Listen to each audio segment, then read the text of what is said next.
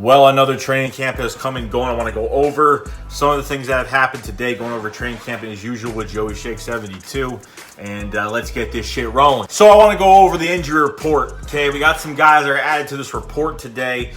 So I don't remember everything, but I know Jalen Mills is on the PUP list. Cravon LeBlanc is week to week. Kamu Hill has gotten a MCL grade 3 sprain. Okay, so an MCL tear pretty much.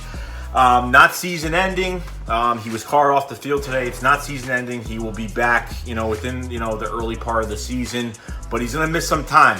And Kamu Hill has been doing so well in this training camp. He's been batting down passes. His coverage has been really good. His blitzing has been very good. He's been very good in the red zone. Unfortunately, this shit happens. It happens to a lot of teams in camp, okay? So you want to add that other injury to the list. You have other linebackers in the mix right now. You haven't heard much from Zach Brown other than probably one good day where he had a batted down pass. But other than that, I hope Zach Brown is going to do well. I know we don't have a bunch of good coverage linebackers.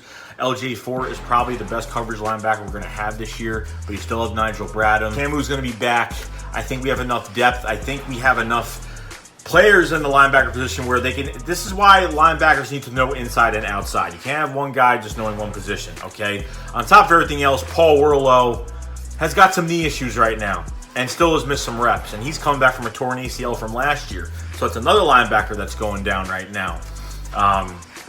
So I'll have to move people around or whatnot. This Eagles team is amazing when it comes to people going out with injury. But Kamu's going to be fine. Give him a few weeks into the season. I say by the end of September he'll be back. So I wouldn't even worry about it too much. Now our third tight end on the depth chart is Richard Rodgers, the longtime vet. Apparently he has an injury. I don't even know what it is, okay? But right now he's injured. It's not crazy bad. I think they just want to get more reps out of another tight end. So the Eagles went out and got a tight end, I think, yesterday. His name is Alex Ellis from the Kansas City Chiefs practice squad. This guy's never going to start. This guy's never going to touch the field unless Richard Rodgers is probably gone. They just wanted to bring in another body just so he competes. This guy is just a fill-in. This guy's not going to, Alex Ellis ain't going to do anything. So I wouldn't make a big deal out of it. But Richard Rodgers was hurt last year, missed a preseason last year. I think he was hurt by the third game last year and never came back until late in the year. So Carson Wentz's highlight of the day is throwing a deep touchdown pass to Deshaun Jackson. What would you know? Deshaun Jackson caught a pass between Avonte Maddox and Malcolm Jenkins downfield. Sidney Jones was actually blitzing right in Carson Wentz's face. Threw it up, and Deshaun Jackson caught it for a touchdown. Malcolm Jenkins actually picked off Carson Wentz today, his first pick of training camp. I'm just glad that he's on this team. I'm glad that there's no holdout, there's nothing going on, and he's playing on his current contract. A new contract for Malcolm Jenkins will come sooner or later.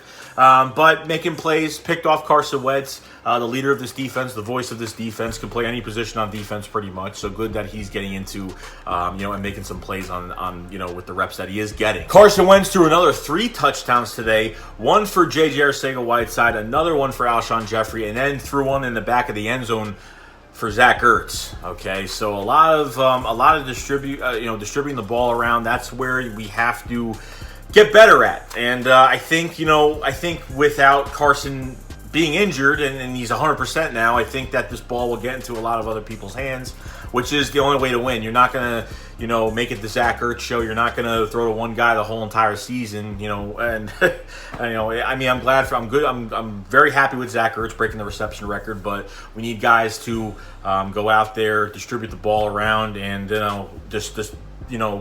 the weaknesses of defenses. We need to, we need to see that, and we need to get these, we need to throw the football around. I can't even say any more than that. We need to throw the football at different players, and we win the game, pretty much. That's how it's going to go this year. Miles Sanders was a full go today. A little bit of a scare on Thursday when Miles Sanders had a little foot-ankle injury, went to the tent, came back out, said he was fine, didn't let him practice. And then after that Thursday practice, he was, at the jugs machine catching footballs. So he was a full go today. No problems. He feels great. There's no issues with Miles Sanders, so that's a good thing as well. So Ronnie McLeod has not been cleared for physical contact with pads, so he's just doing 11-on-11s, which is great. So he's doing some teamwork now. He started with individuals. Now he's doing teamwork, except he's not hitting in pads and all that stuff. So we need Rodney on the field this year. It's going to be his last year in Philadelphia on the restructured deal that he had because he would have been a free agent this year. Good for Rodney McLeod to get back on the field, pair up with Malcolm Jenkins, and do some work. So the new safety, Jonathan Cyprian, was signed, I think, this morning or yesterday. This was a guy that the Eagles were looking at a few months ago, and he wasn't signed. So I thought they just passed up on him, but he worked out for the team, and he was signed the other day. Very good at against the run, but he's very bad in coverage. Doug Pearson was at the press conference. They pretty much talked about Cyprian, talking about it took longer to sign him because of his ACL injury last year. They wanted to get more, I think, information on the ACL injury, how he's been doing rehabbing-wise and everything like that before they sign him on. So he's wearing number 41. He's wearing Ronald Darby's old number. I don't know. Doug pretty much just said we're going to see what he's got and how much competition he's going to bring to the safety room. Got a lot at the safety room. Some guys are even saying to put him at linebacker because he's very, very... Jonathan Cyprian is really good against the run, but his pass coverage is not good at all. And he's very quick. He sees play. He's got good play recognition, but when it comes to pass coverage, he just can't do it. You have Rodney McLeod, you have Malcolm Jenkins, you have DeAndre Hall, you have Trey Sullivan, you have Blake Countess, you have a lot of guys. You have Andrew Sandejo, you have a lot of safeties. A lot of safeties. Cyprian is probably only going to be good enough to make a practice squad this year. I don't think there's any room for him to even make the active roster. So other than that, between the two guys, we did pick up an Alex Ellis and Cyprian, Joey Altieri, I think his name is. They ended up releasing him today after signing those two players. And then he just was claimed by the New York Giants. So he's a New York Giant now, so that didn't take long. Took less than 24 hours, but hey, it is what it is. Casey Tucker and Sharif Miller got into a fight today. You don't really hear too many fights at Eagles training camp or even Eagles practice in general. You see videos every year of teams fighting, especially the joint practices with other teams. But within your own team, it's very rare for the Eagles to even have fights. Just one of those things where it gets heated. Two rookies are competing, and that's just what happens. So you're going to expect something like that. It's not going to be perfect every year. I was afraid when I heard the news of a scuffle happening. I hope it wasn't one of the leaders on the team like freaking out or something happening like that. So I'm very glad that it wasn't as serious as it is. So two rookies just competing. That's all I get from this. Avonte Max, for a guy that's 5'8", 5'9", did very good in the red zone today. Okay, he deflected a fade to Deshaun Jackson and then got in front of Braxton Miller in tight coverage for a nice deflection as well. So Avonte Max is showing that he is trying to play more than one position, play inside in the red zone, playing outside when there's more field to cover. So I'm very, very good with Avonte Maddox. He's had a very good camp. A lot of corners have been having very good practices, and for how much depth we have now at corner, I think we're, like I said before earlier in this video, where we're going to be very elite is guys playing multiple positions if one guy goes down, and that's where we're going to be valued the most. So Carlton Agudosi, we were talking about him the other day. He's one of the tallest guys that could pretty much go up for any pass. You think he's like 6'6". They did one-on-ones, 1v1s today, and he was against Orlando Scandrick and caught a real deep pass from Nate Sudfeld. So Agudosi is as far as he's going to go practice squad. Don't think he's going to make the roster. Even with Mac Hollins being up and down, that he's going to be coming back soon from another injury. Agudosi he's one of those guys where you see most of these tall receivers that are over 6'5", and they're horrible. But this guy's got a little bit of athletic ability, and he's actually been getting separation, which is pretty good. So I like to see this guy in preseason to see how he does. I mean, you never really know. Just to let you guys, he wears number 14, just to let you guys know. He wears Mike Wallace's old number from last year. So Orlando Scandrick got beat by pretty much a nobody, pretty much.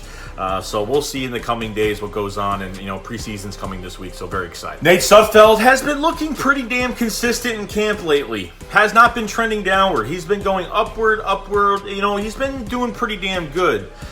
Through a touchdown, red zone touchdown pass to Dallas Goedert today.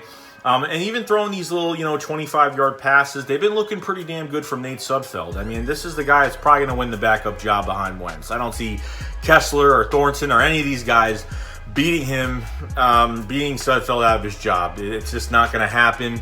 And a lot of perks go to the QB room and just helping each other out. And they're always helping each other out. Very close QB room. It's always good when Carson Wentz is in there. And Nate Sudfeld's a great guy to learn from as well. But Nate's looked really good. And I know it's going to show a lot in preseason when he steps on the field. He's going to look a lot better than he did last year. He looked a lot better in 2017 than he did a year ago before that when he was on the Redskins, okay? You could see a big difference from him switching from the Redskins to the Eagles and just the coaching aspect of it. So it's been pretty damn good. Dallas Goedert catches a nice pass, touchdown red zone pass from Nate Sudfeld. But Dallas Goedert, the Eagles front office and the Eagles coaches are really starting to see that it is very hard to cover Dallas Goedert. It really is. It's not easy because Dallas Goedert can get up and get it. He uses his body, uses that physical frame of his to get up and catch footballs. It's just absolutely ridiculous.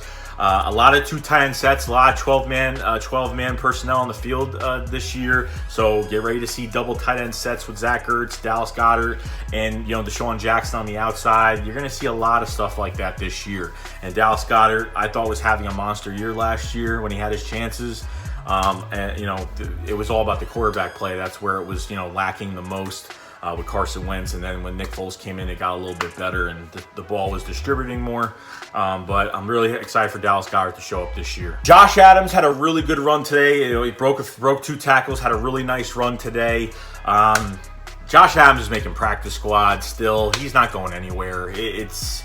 If he even lasts on practice squad, a team might pick him up when he gets to practice squad. It could happen. Boston Scott ran nicely against the 3rd-team defense today. He had a nice run today, but he's mainly going to be special teams, kick returning. He's going to be on a lot of things. He's definitely going to be kick returning. Okay, I have him as a starting kick returner this year. Not going to be getting punts because Darren Sproles is going to be in that job, but returning kicks definitely. So I'm glad that they're working Boston Scott as a reserve running back, just in case. Even though if we only hold 4 or 5 running backs, you're gonna have Boston Scott always on the reserve, and he'll dress up. He's gonna be dressed up for special teams anyway, but if he has to come in as a running back, God forbid something happens to multiple running backs, you have a guy like that to come right in. And I feel very comfortable. He's got quick feet. He's like Darren Sproles, but he's a lot younger, and he's got more elusiveness, and he's quick. He's a little guy, but he's quick. Andre Dillard, the left tackle that we drafted in the 1st round this year, has had some really good reps. Last week, a couple days ago, he faced Vinny Curry, blocked him.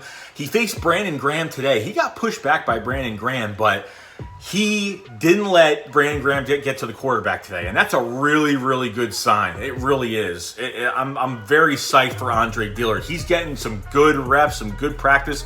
Jason Peters has been getting some vet days off. He's been getting a lot of rest, so they're not going to go crazy. You're not going to see Jason Peters in preseason at all.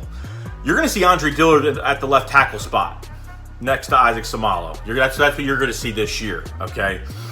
So look out for this, man, because this guy is going to be a beast. Other than that, guys, that's really it. I made this video's kind of long, 16 and a half minutes, so I don't want to go crazy with it. But other than that, guys, that's it. Hope everybody enjoys their day. Training camp, another day of training camp is gone. Preseason, it's time for preseason week next week.